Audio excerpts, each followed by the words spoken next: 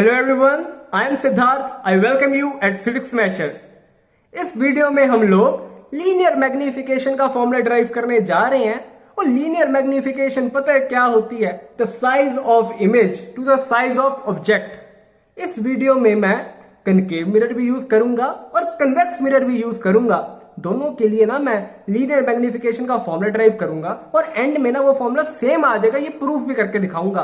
तो जो इस वीडियो में फॉर्मूला बनने जा रहा है ना, वो ये भी एक जनरल फॉर्मूला होगा, ये भी एक जनरल फॉर्मूला होगा। इस फॉर्मूले को आपको बताने की जरूरत नहीं होगी कि मैं कनकेव मिरर के लिए यूज कर रहा हूं या कन्वेक्स मिरर के लिए। सिर्फ आपको जो ख्याल में रखना होगा वो क्या होगा? Sign conventions. तो चलिए डेरिवेशन शुरू करते हैं लीनियर मैग्निफिकेशन की। चलिए तो चलो सबसे पहले लीनियर मैग्निफिकेशन फाइंड कर ली जाए कनकेव मिरर के लिए। पहले बनाया हमने हमारा प्यारा कनकेव मिरर, फिर बनाई प्रिंसिपल एक्सिस। जहां पे ये प्रिंसिपल एक्सिस इस कनकेव मिरर को मीट करेगी वो क्या होगा? हमारा पोल। फिर बनाई principal focus, then centre of curvature. इसके बाद मैं मान लेता हूं कि मेरा जो ऑब्जेक्ट होगा ना, that will be beyond C. वो सी से दूर पड़ा होगा कुछ इस तरह। ए बी हमारा क्या है? ऑब्जेक्ट। और इसकी हाइट मैं मान लेता हूं h1। ए बी की हाइट मान लो h1। अब एक ray parallel to principal axis आई, वो कहां से पास करेगी आफ्टर रिफ्लेक्शन? प्रिंसिपल फोकस में से। उसी तरह एक रे हमारे पोल को डायरेक्टली इंसिडेंट हुई, आफ्टर रिफ्लेक्शन कुछ इस तरह जाएगी कि ये दो रेज ना यहां पे मीट करें और ये इमेज बनेगी A dash B dash. Very good. मैं उम्मीद करता हूं इतना पार्ट आपको समझ आ गया होगा। इसके बाद आप जरा ध्यान दीजिए ये दो ट्रायंगल्स पर, triangle A B P and triangle A dash B dash P. और ये दो ट्रायंगल ना सिमिलर है। कैसे? और ये हो गया 90 डिग्री दोनों के अंदर। Angle of incidence equals to angle of reflection. उसके बाद मैं उम्मीद करता हूं शायद तीसरा एंगल भी सेम आ जाना चाहिए। Very good. अब अगर ये दो ट्रायंगल सिमिलर हैं तो ट्रिपल ए की प्रॉपर्टी लगा के हम क्या बना सकते हैं? Triangle A B P similar to triangle A dash B dash P, therefore A dash B dash by A B equals to A dash P by A P. ओ भाई, लीनियर मैग्निफिकेशन होती क्या थी? Size of image divided by size of object.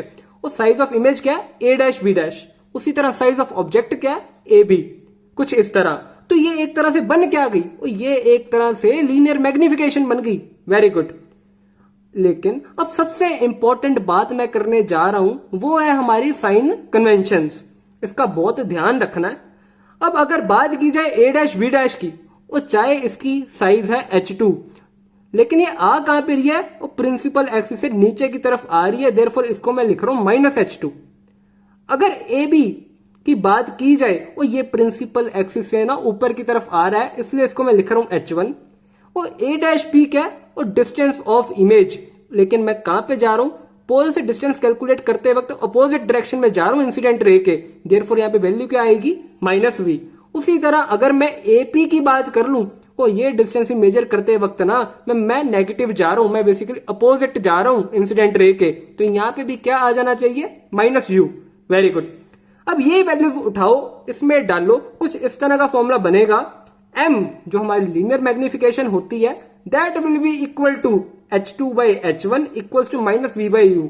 Therefore एक ये general formula बन गया। हमारी लीनियर मैग्निफिकेशन क्या आ गई?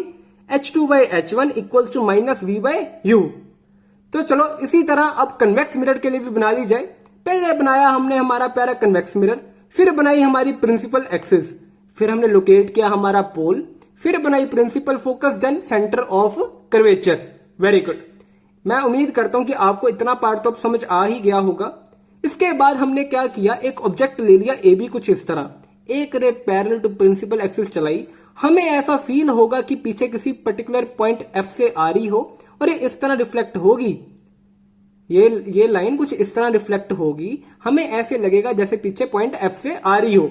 उसी तरह एक रे मैंने ले ली जो डायरेक्टली पोल पर इंसिडेंट कर रही हो, वो कुछ इस तरह रिफ्लेक्ट होगी जिस तरह angle of incidence equal to angle of reflection आ जाए। देयरफॉर जो रिफ्लेक्टेड रे होगी उसको अगर मैं पीछे की तरफ एक्सटेंड कर दूं ना, जो इमेज बनेगी ना वो बनेगी ए डैश बी डैश। ये हमारी किस तरह की इमेज बन गई? और ए डैश बी डैश एक वर्चुअल इमेज बन गई, क्योंकि हमारी रेज जो होंगी ना यहाँ पे एक्चुअली मीट नहीं करेंगी। Very good. देयरफॉर अगर मैं ट्रायंगल देखूं ए बी पी और ए डैश बी डैश पी, और ये दो ट्रायंगल भी सिमिलर है, इस बार आप खुद ट्राई करके देखना।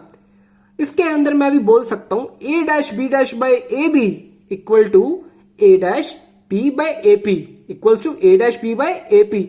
अब इस केस के अंदर अगर मैं ए बी देखूं, ओ ये तो सदाबहार है, हमेशा पॉजिटिव आएगा, H1 आ गया। और अगर मैं ए बी की बात कर लूं, वो ए बी ना इस केस के अंदर, सॉरी ए डैश बी डैश की बात कर लूं, वो ए डैश बी डैश इसके अंदर ना प्रिंसिपल एक्सिस से ऊपर आया है, तो इसकी वैल्यू मैं लिख रहा हूं प्लस H2। क्या लिखूंगा यहाँ पे? Plus H2। Very good. उसी तरह अगर मैं एपी की बात कर लूं, क्योंकि हम पोल से डिस्टेंस मेजर करते हैं और इंसिडेंट रे के अपोजिट डायरेक्शन में मेजर करना पड़ेगा, देयरफॉर हमारा एपी आ जाएगा माइनस यू। उसी तरह अगर मैं ए डैश पी की बात कर लूं, तो इसके अंदर ना मैं टुवर्ड्स ए डैश जा रहा हूं in the direction of principal axis, therefore यहां पे जो डिस्टेंस आएगा वो आएगा प्लस वी। Very good. तो ये वैल्यूज उठा के इस फॉर्मूला में डाल लो, यही फॉर्मूला बनेगा H2 by H1 equal to minus V by U equal to M. वो एम कैसे आया? ए डैश बी डैश क्या? Size of image divide by size of object, क्या होता है हमारा? और linear magnification. Very good. Therefore यहां पे भी जो फॉर्मूला बना है ना, वो बना H2 by H1 equal to minus V by U equal to M.